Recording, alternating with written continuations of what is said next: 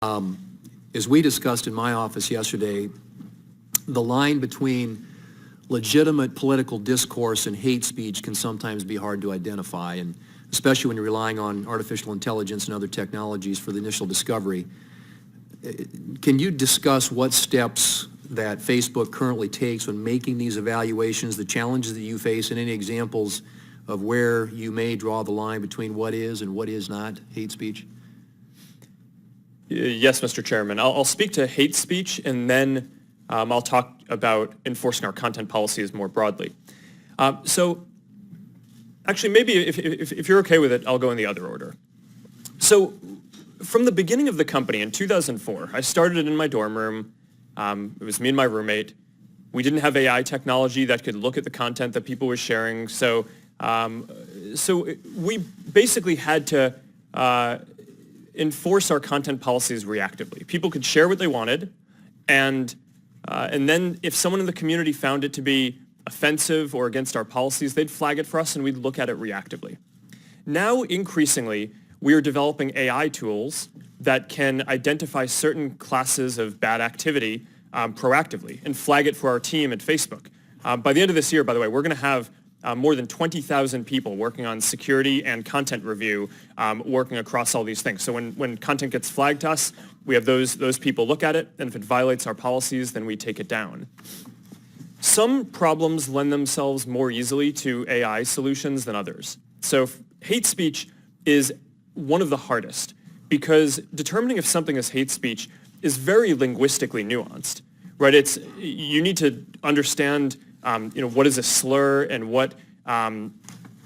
whether something is hateful, not just in English, but the majority of people on Facebook use it in languages that are different across the world. Contrast that, for example, with an area like finding terrorist propaganda, which we've actually been very successful at deploying AI tools on already. Today, as we sit here, 99% of the ISIS and Al-Qaeda content that we take down on Facebook, our AI systems flag before any human sees it. So that's a success in terms of rolling out AI tools that can proactively police and enforce safety across the community.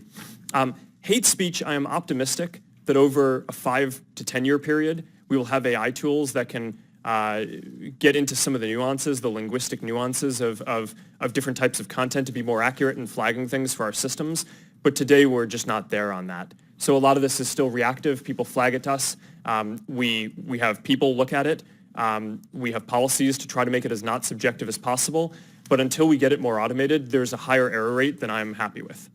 Previously or earlier in the past, we've been told that platforms like Facebook, Twitter, Instagram, and the like are neutral platforms, and the people who own and run those for profit, and I'm not criticizing doing something for profit in this country, but they bore no responsibility for the content.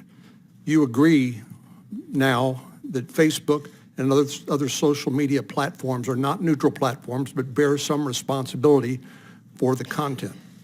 I agree that we're responsible for the content. And I think that there's one of the big societal questions that I think we're going to need to answer is the current framework that we have is based on this reactive model that assumed that there weren't AI tools that could proactively tell whether something was terrorist content or something bad. So it naturally relied on requiring people to flag for a company and then the company needing to take reasonable action. In the future, we're going to have tools that are going to be able to identify more types of bad content. And I think that there are moral and legal obligation questions that I think we'll have to wrestle with as a society about when we want to require companies to take action proactively on certain of those things and when that gets in the way of... I appreciate